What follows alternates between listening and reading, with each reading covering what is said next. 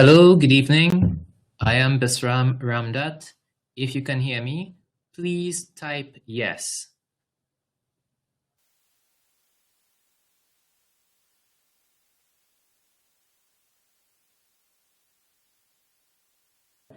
Great. Welcome to the Natural Gas and Education Workshop. Today, I will be presenting to you a very interesting presentation. Hopefully, it will get you thinking more in line of the developmental aspect of the energy sector in Trinidad and Tobago. And I do hope that it will provide some insight into our future. Let's begin. This afternoon's lecture will cover energy, its concepts and practice, and our major objectives are to discuss fundamental concepts associated with energy, to introduce the laws of thermodynamics, and my favorite, to discuss selected non-traditional or alternative sources of energy. Part 1 of this lecture will focus on energy and thermodynamics. Energy sources are broadly classified into primary sources and secondary sources. Primary sources usually are made up of fossil fuels, such as oil, natural gas, and coal, and secondary sources, wind, hydroelectric, solar, biomass, wave, etc.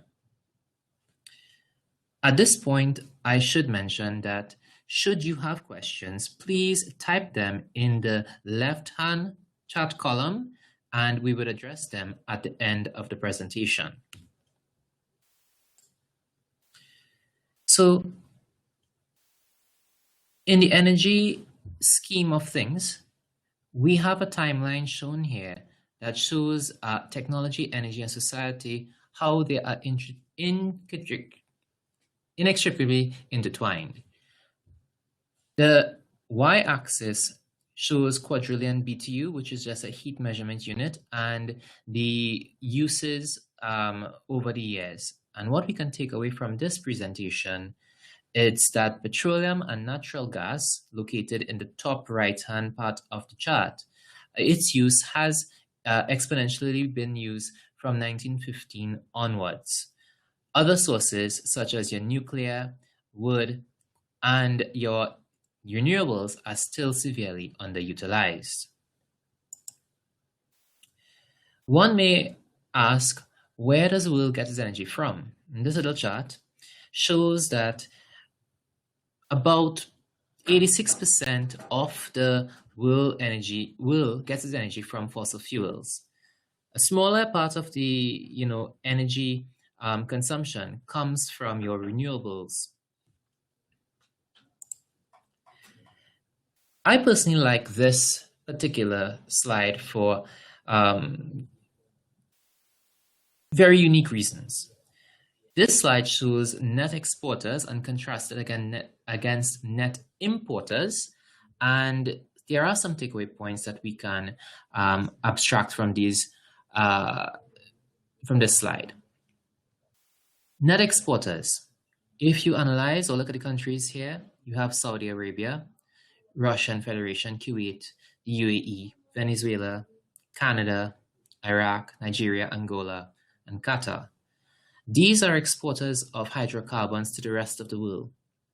And in the greater scheme of things, where is Trinidad? Where is Trinidad? Trinidad is lumped somewhere in others. And it really shows that, in the greater global setting, Trinidad and Tobago remains a very small player. When we look at the net importers, you have the United States, People's Republic of China, Japan, India, Germany, and a few others. Of course, Trinidad and Tobago, they do not import any oil or natural gas. We're an exporter. We can move on now. This particular slide illustrates, again, that baseline, Trinidad and Tobago continues to be a small player on the global energy market. The data is 2011, but it is still relevant currently.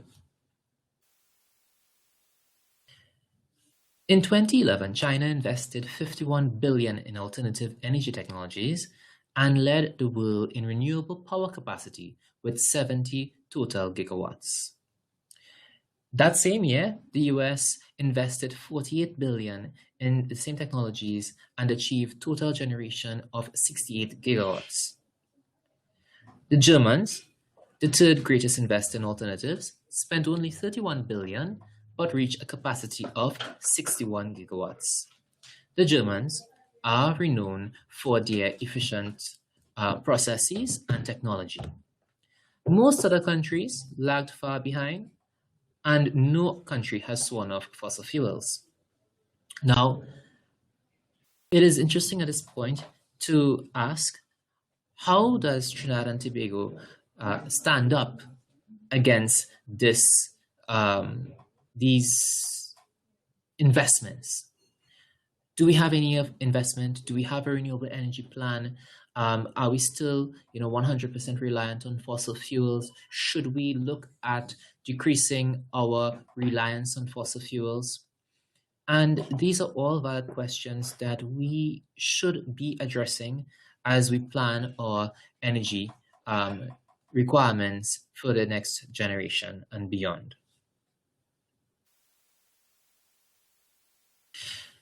Thermodynamics. This is a link between energy source and usage.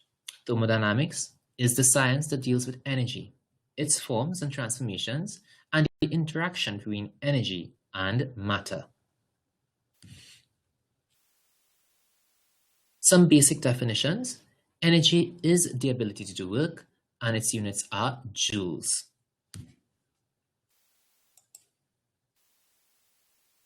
Before we can start any studies in thermodynamics, there is a definition of what a system is. And a thermodynamic system is a quantity of matter of fixed identity around which you can draw a boundary. If we can imagine the room you are in as being a system, then the walls of the room becomes the boundary. And the boundary can either be real or perhaps imaginary. And everything beyond or outside of the walls would become its surroundings. Now, in thermodynamics, the baseline focus area of study is a system. So, at the end of this slide, we should have a clear idea of what is a system. The basic forms of energy that we will be focusing on in today's presentation would be internal energy, kinetic energy, potential energy, heat energy, and work energy. Kinetic energy exists as a result of a system's motion relative to an external reference frame. Kinetic energy is also dubbed as energy in motion. Its mathematical relationship is defined as 1/2 by the mass of a moving object, and v is the velocity of that moving object. So, in a very simple sense, the amount of kinetic energy expended if I was to walk across a room, right, at a particular speed would be 1/2 times my weight multiplied by the speed at which I was moving from point A to point B squared. The second is potential energy. Now, the system possesses potential energy as a result of its elevation in a gravitational field relative to an external reference frame. This is usually reference-based, and what this means is that if we look at the mathematical equation for potential energy, it is mgh, where m is the mass of the object, g, the gravitational field strength, it's a constant, and h being the height of that object relative to an external reference frame. Internal energy is just the sum of all microscopic forms of energy of a system. It is related to the molecular structure and the degree of molecular activity. This is temperature dependent. This legitimately leads to the question, what causes a system's total energy to change? Heat and work are forms of energy that are transferred to or from the system. Heat is the energy in transition between systems or a system and the surroundings as a result of the temperature difference. However, work is the energy in transition across the boundary of a system, which can always be identified with a mechanical force acting through a distance.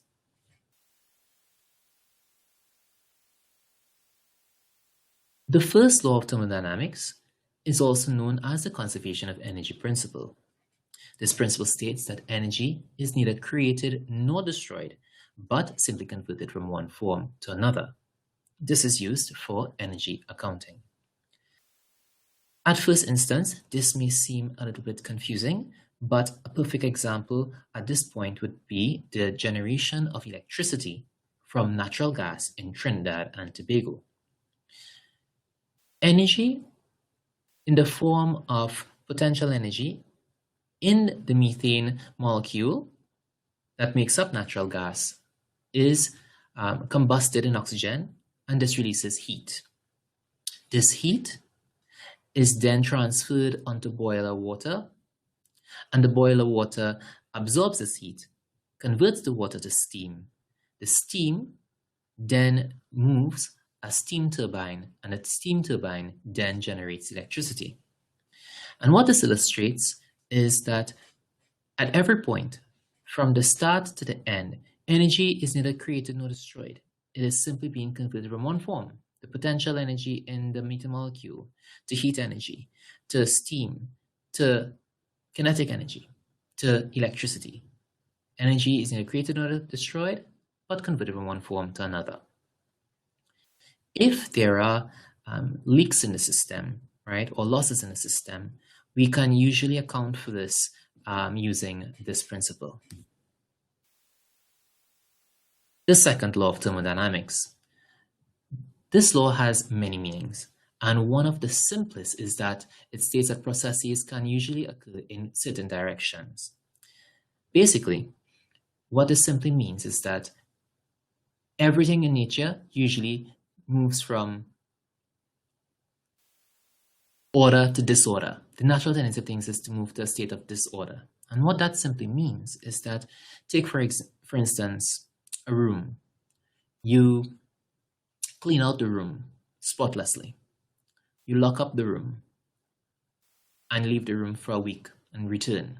And when you return, the room is dirty again. Dust has settled on the desk. Dust has settled all over. And it takes work to clean over the room. So, in a similar sense, water would flow down a waterfall in its natural state. To get it to go back up the waterfall, you would have to pump it back up. Gases expand from a high pressure to a low pressure, and heat flows from a high temperature to a low temperature. This takes me into the third law, and it's also known as the zeroth law of thermodynamics. And simply put, and I know this is a little bit confusing for some, but if body A is in thermal equilibrium with body B, and body B is in thermal equilibrium with body C, then body A is in thermal equilibrium with body C. Let me repeat that again. If body A is in thermal equilibrium with body B, and body B is in thermal equilibrium with body C, then body A is in thermal equilibrium with body C. In other words, everyone is the same.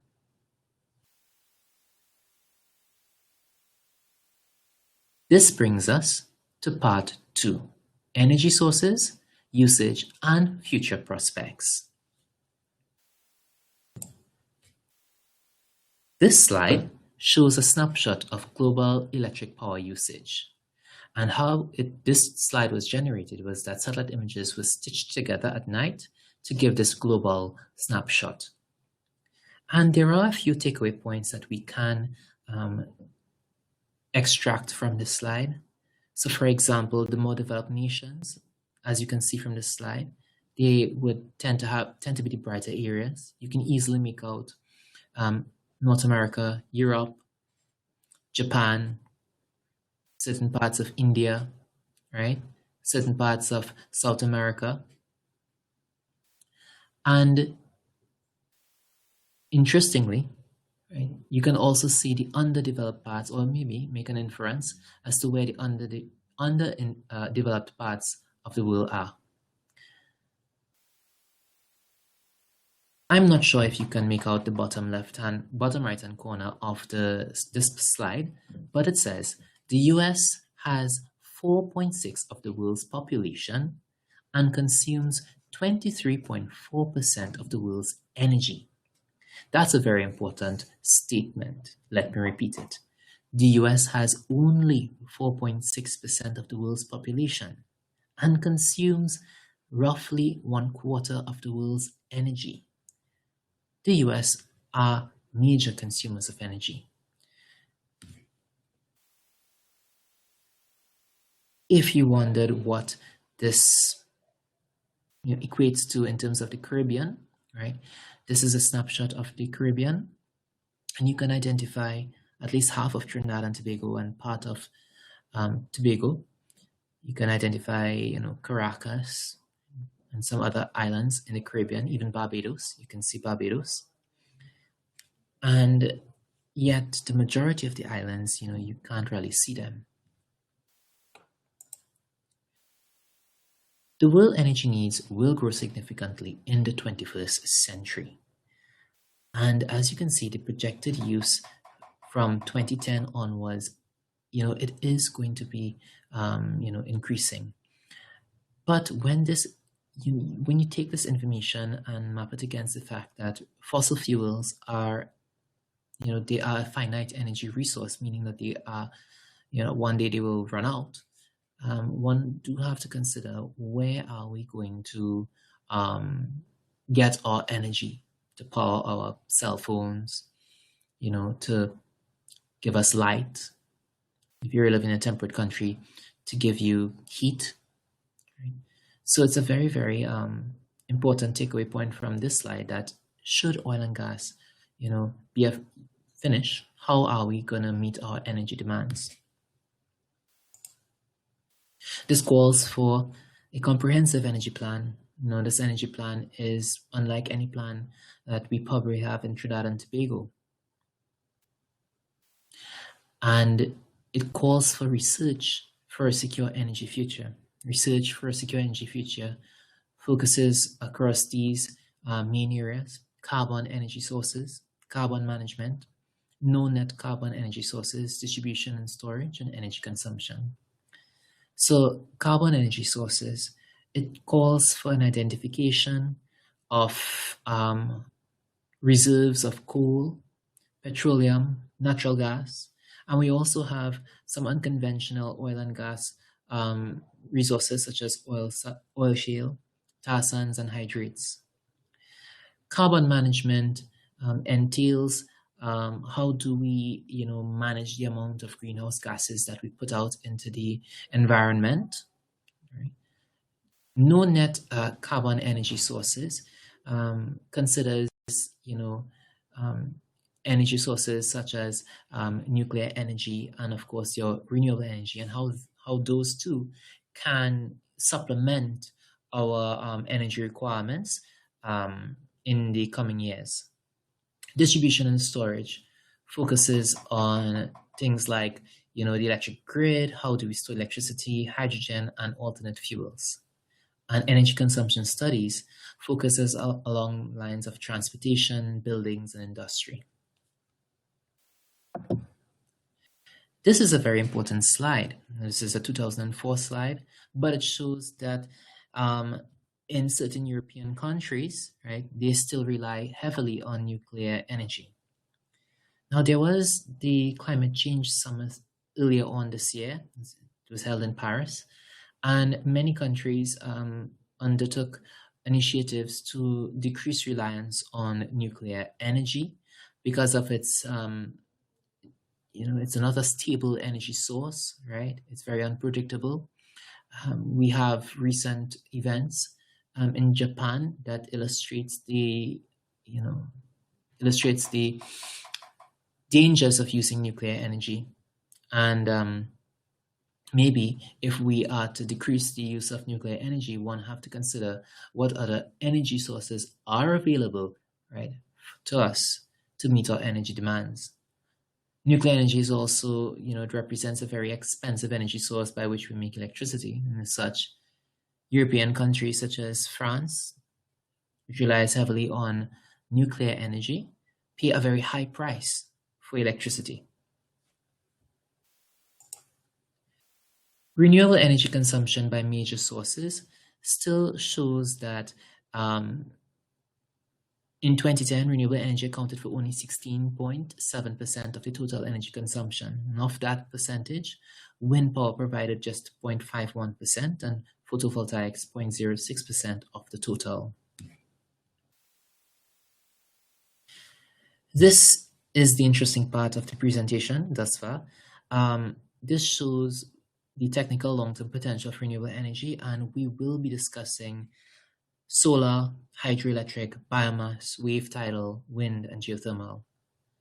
Unfortunately, our circumstances in which we are having this lecture would not permit us to go into great detail in any of these, but we will just present an overview of each of these sources and how perhaps we can implement them, some of them, in Trinidad and Tobago as we seek or as we are on a journey to ensure a safe and stable energy future. But before we can get to that, we do have to discuss something called natural gas hydrates. Natural gas hydrates, it isn't a renewable energy resource. It represents an alternative source of gas for Trinidad and Tobago, potentially that is. And natural gas hydrates, they are ice-like crystalline substances composed of water and gas. And if one was to recall the molecular structure of solid ice, it being made up of water molecules that are linked together in a cage or ice-like structure, there would be voids created. And in these voids, natural gas would usually migrate into and reside. These are naturally occurring. So the argument is, if we are to safely produce natural gas hydrates, can we extract the natural gas hydrates and can we use that natural gas hydrates in our economy? There is a lot of worldwide research into natural gas hydrates, and this slide represents why it is very important. Let me explain. Currently, our global gas reserves stand at about 6,348 trillion cubic foot of gas. Worldwide estimate of the volume of gas in hydrates equates to about 600,000 TCF. This is estimated. And if one was to let's just assume that we were able to recover just 1% of that 600,000 TCF, just 1% of that 600,000 TCF. That equates to just 6,000 TCF. 6,000 TCF more or less equates to 6,348 TCF. In other words, if we are to produce just 1% of the volume of gas and hydrates, we would match our current global gas reserves. So remember, the aim is to achieve a sustainable energy future. And in doing so, right, we may want to rely on alternative sources or renewable sources. Natural gas hydrates represents the alternative. Other alternatives are oil sands, tar shales, etc., shale gas, etc. Research and development activities around natural gas hydrates should focus on resource characterization. In other words, how much of natural gas hydrates do we have? Production research into how to produce it. engineering research into safety and seafloor stability. At this point, I should mention that natural gas hydrates have been found buried beneath the seafloor, where the temperatures are low and the pressure is sufficiently high. And we also need to, have research and development into the climate influence analysis, how to assess impact. After all, natural gas hydrates natural gas is a very powerful greenhouse gas. Ongoing research production options, they revolve around three main ones. The first is to inject with steam or hot water, which would melt the ice and release the natural gas, or depressurize the reservoir to release the natural gas, or 3, to inject methanol into the reservoir, which would melt the ice, releasing the natural gas. Currently, there is a lot of research into the production options, with no particular option being more feasible than the other at this point in time. Now we can enter into the discussion of hydroelectric sources. This is the first renewable energy source that we would discuss.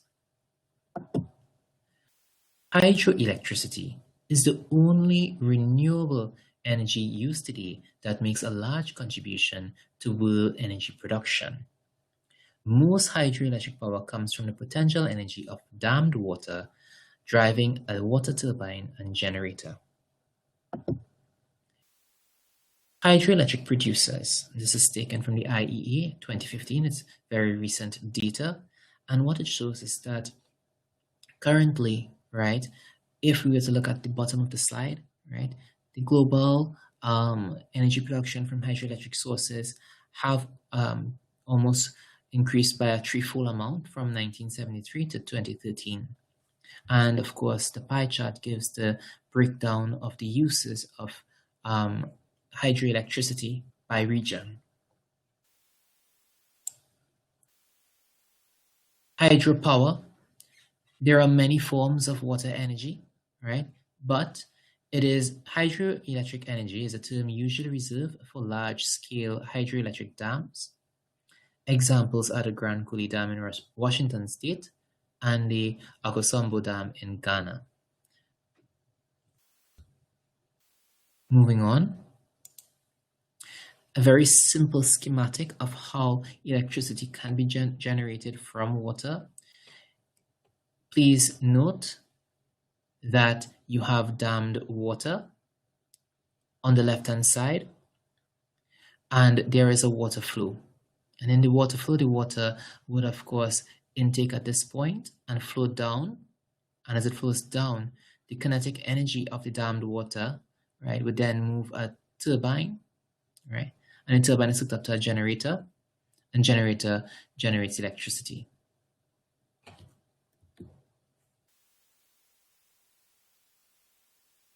The Three Gorges Dam is a hydroelectric dam that spans the Yangtze River in China.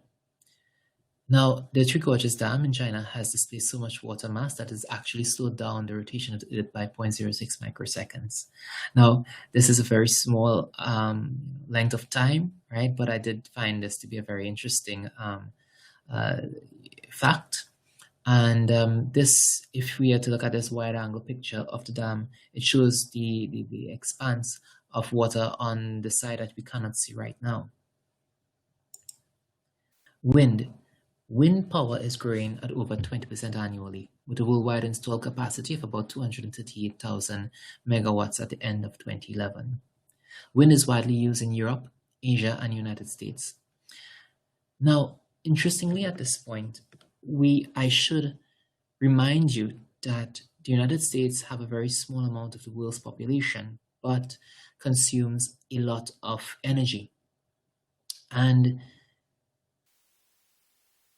what's interesting is that the US have oil and gas, so that perhaps they could have said, well, we do have oil and gas, and we don't need an investment in renewable energy. But as you would notice in each of the renewable energy technology being discussed, right, that the US will be a major user of renewable energy. What that says is basically we should not just,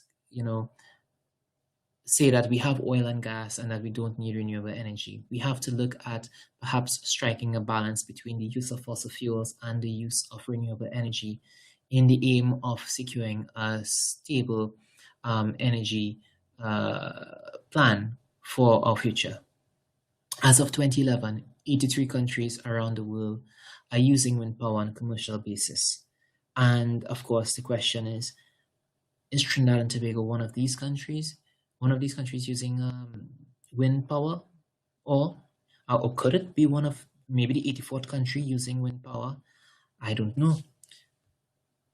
But our arguments against the use of wind as a source of energy would revolve around as around Trinidad and Tobago not having the land space required, right, to set up wind farms. And if I was to buy into that argument and maybe perhaps continue along the lines of that argument, I can then say, well, perhaps we could look at using or setting up an offshore wind farm. After all, we do have 200 nautical miles off the east coast of Trinidad and Tobago. It belongs to Trinidad and Tobago. And maybe we should look into, perhaps monetizing wind energy, right, as, a form of as an energy source to produce electricity. You would be reminded that the present government has committed itself to 10% electricity generation from renewable energies by the year 2021. The wind turbine design. This is a schematic of the wind turbine, and basically the blades rotate. And as the blades rotate, it is hooked up to a gear mechanism. And the gear mechanism, of course, once rotated by the blade's movement because of the wind, right, would, of course, be hooked up to a turbine, and the turbine generates electricity. So this slide shows how the wind turbines work in order to, of course, generate electricity. Some data point here. Top wind producing countries, and this is taken from the World Energy Council as of 2011. Again, the United States of America makes for a perfect case study. As you can see, they use a lot of, or they generate 10.3 MTOE, metric tons of oil equivalent per year of electricity from wind. China, Germany, Spain, India, Canada, France, Italy. And again, you ask, well, okay, where is Trinidad and Tobago in the scheme of things? Or perhaps, what about, our Caribbean nations? Are there any other Caribbean nations using wind energy? And this slide would perhaps answer that question. If we were to look at Latin America and the Caribbean, we do have some wind power being utilized as a wind source. And of course, Trinidad and Tobago not being one of those countries. Solar power. Solar power is also known as solar energy, uses solar radiation emitted from the sun. Solar energy is currently used in a number of applications: heat, electricity generation, transportation. Maybe we should put in the solar plane. Just recently, we had an experimental solar plane taking its maiden voyage from the United States over to Europe. The desalination of seawater and photosynthesis of plants. Our neighbor, Barbados, currently leads the Caribbean in the use of solar power. Much is left to be seen in Trinidad and Tobago in terms of monetizing heat energy from the sun as a form of, as a source for electricity generation.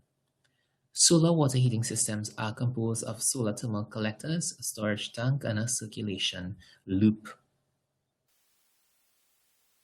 Solar install capacity by region. Europe.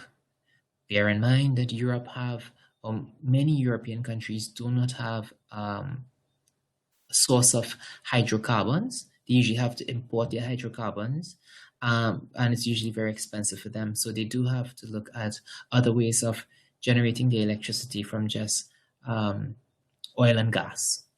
Asia, East Africa, North America, right? South and Central Asia, Africa, Latin America, and the Caribbean has a very small contribution, right, to the solar installed capacity.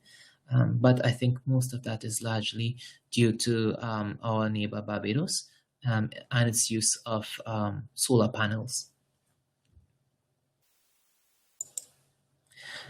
Bioenergy.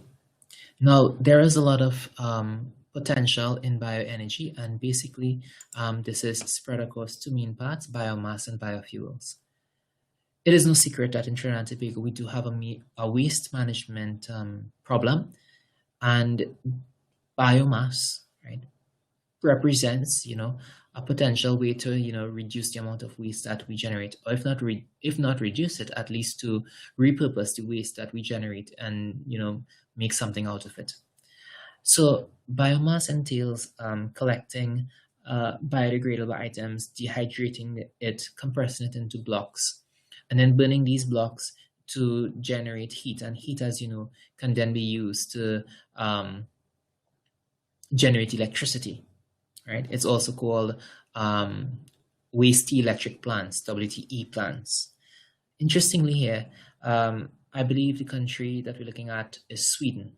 Sweden have become so efficient at WTE plants that they actually have to resort to importing trash into their country, right? And when they import the trash into the country, they, compress it and burn it to release the heat energy, which, as you can know, can generate electricity or heat homes, etc. There is enough scope, I believe, in Trinidad for the use of biomass, but further research is required. Biofuels. This entails processing biological materials to generate fuels such as biodiesel and ethanol. Interestingly here, we have the next slide, and we would spend a little bit of time talking about this. Brazil has bioethanol made from sugarcane available throughout the country. Shown is a typical Petrobras gas station at Sao Paulo with dual fuel service marked A for alcohol and G for gasoline. Now, to understand bioethanol and its applicability in Trinidad and Tobago, Brazil is a country that has proven oil and gas reserves. So, and they also have a thriving sugarcane industry. But what they did, they found a way to merge both of them. And this is what they did. The bagasse that was generated from the manufacture of sugarcane was taken, right, and converted into bioethanol. The bioethanol that was produced from the bagasse would have then been blended into the gasoline produced from the oil and gas reserves that they have. And what this does, this produces an environmentally superior fuel. It's better for your engines. It reduces the amount of greenhouse gas into the environment. On the economic side of things, what happened was that they rescued their sugarcane industry, right? They made a whole new industry, the bioethanol industry, and overall added to the economy in a way that Trinidad and Tobago has yet to do. In Trinidad and Tobago, we had a sugarcane industry, but what we did, we closed it down. And this is my personal opinion here. Maybe we should not have done that. Maybe we should have repurposed our sugar industry to make bagasse the main product. We can sell the the sugar from it as well, yes, but making bagasse the product means that we would then take the bagasse and create bioethanol, and the bioethanols, can then be used to be blended into our gasoline supplies. We are nearing the end of the presentation, so I remind you that should you have your questions, please type it into the chat box, and we would reserve a few minutes to deal with them. I'm seeing some good comments and some good questions that I look forward to answering in a short bit. Wave power. Wave power is the extraction of energy from waves in large bodies of water, such as oceans and large lakes. And what this source entails is taking a floating object and putting it in perhaps coastal areas in the seas. And as the waves move and go towards the shoreline, these floating objects will go up and down, up and down. And these objects will be connected to a motor. And of course, the kinetic energy generated from the moving objects will, of course, then be converted into other forms of energy. Unfortunately, there hasn't been much commercial success in monetizing this, in monetizing wave power.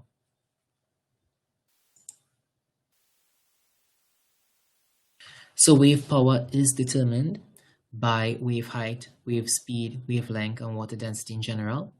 In general, large waves are more powerful. Wave motion is highest at the surface and diminishes exponentially with depth. However, wave energy is also present as pressure waves in deeper water. Geothermal power. For my engineering audience, this is what you refer to as a closed loop system.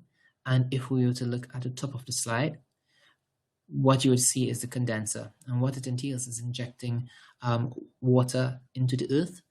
And the water into the earth, when you inject it into the earth, the heat from the earth then converts the water into steam.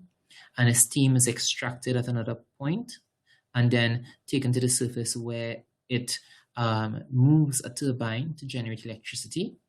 And of course, the steam condenses into water and is then re-injected. So it's a closed loop system. Now, the Westford Flat Power Plant is one of 22 power plants at the Geysers. And again, this is in the United States. The United States represents a very smart and strategic country that recognizes that it uses a lot of power, and that instead of generating all that power or electricity from one energy source, they have successfully diversified their sources to include not just your fossil fuels, but your renewables, and not just renewables on a whole, but various forms of renewables. Thus far, we have seen the US use solar, wind, geothermal, and a few others. The conclusions.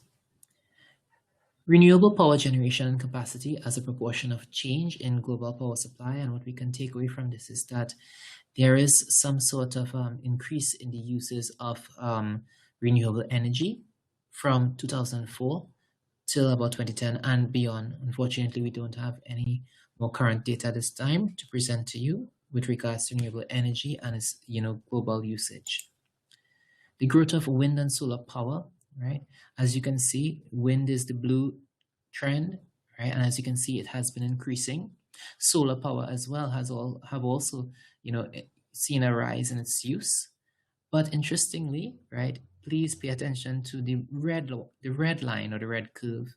It is labeled as coal, oil, and natural gas, right, and it is expected that by about the year 2020 and thereabouts, that we're going to have a sharp decline in the use of coal, oil, and natural gas, either because it is a finite energy resource or as a result of conscientious effort to reduce the use of coal, oil, and natural gas.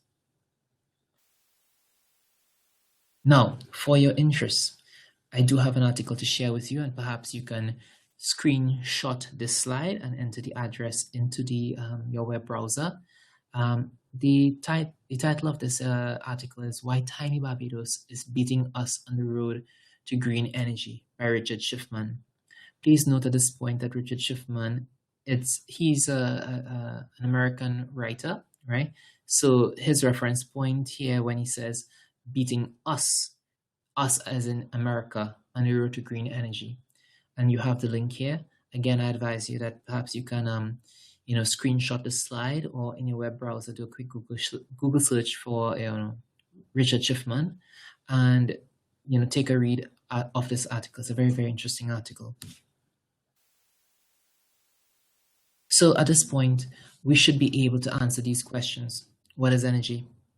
What are some of the common energy forms? Thermodynamic laws, traditional primary traditional and primary sources of energy, and alternative sources of energy. Thank you for your kind attention. I do have a few minutes that we can entertain some questions and comments, right? And of course, my contact information is listed on this slide. I would try to answer a few of your questions right now by looking at my chat panel. So, Anya Narayan Maraj, did the government of Trinidad and Tobago not give a mandate to increase the use of renewables by 10% by 2021? That is indeed correct, that they have given a mandate to generate 10% by 2021. Interestingly, however, the University of Trinidad and Tobago held an energy symposium maybe about 2.5 months ago. And at that symposium, we invited members from TNTech. We also had private investor companies from Germany, from other European countries. We also invited other stakeholders. But it was a statement by the TNTech invitee that he said that this figure of 10% is, an unrealistic figure at this point in time, that he projects that it's closer to maybe 5% by 2021 as being a more realistic figure. It is left to be seen, the policy direction of the present administration in terms of reaching this mandate that they had set for themselves.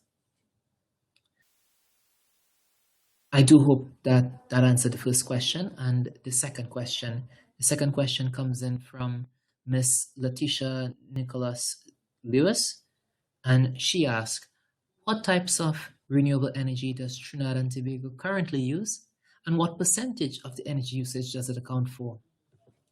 Well, again, another very interesting question. I would answer your question in a different way.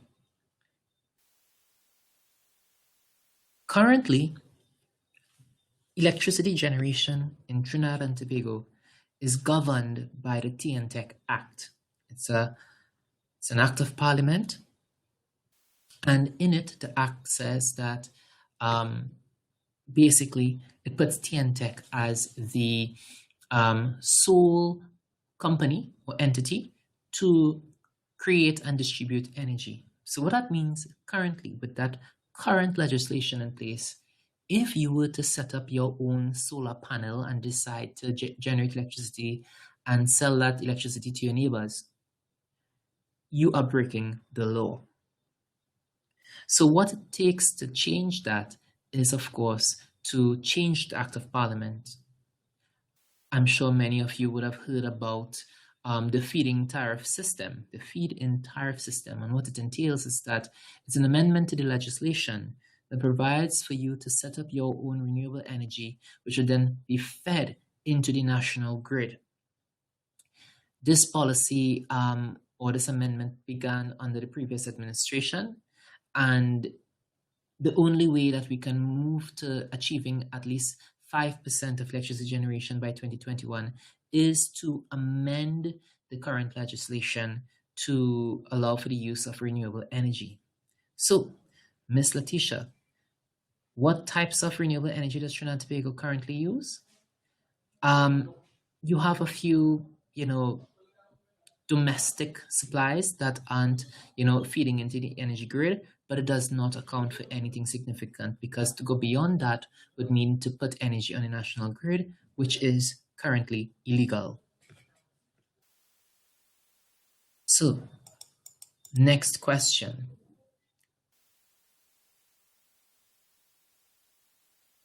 There is a concern expressed by Khalifa Howard that windmills are dangerous to birds. We are yet to see whether the results of the feasibility studies that have been done on the east coast of Trinidad and Tobago, but in addressing this statement, we do have to measure up of course, the pros and cons of using windmills, and maybe, it may work out, better for the birds if we don't set up wind energy, but, not good for us. So, this is a very direct question from Mr. Dwayne Leonard. He asked, what would you suggest the Republic of Trinidad and Tobago use as a backup energy source? Me, personally, I would suggest that we look into using wind energy, as we have the 200 nautical miles off the east coast of Trinidad. And also, I would look into using bioethanol generated from bagasse.